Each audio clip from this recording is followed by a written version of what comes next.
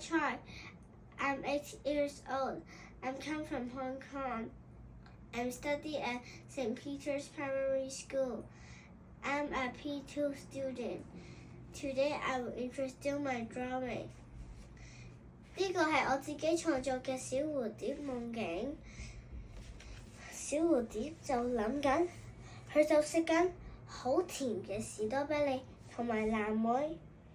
啲小蝴蝶嘅翼嘅色好美麗，同埋令到我覺得好開心，所以我就加咗彩色啦。彩色嘅顏色就有粉紅色、藍色同埋紅色，好多種顏色我都好鍾意㗎。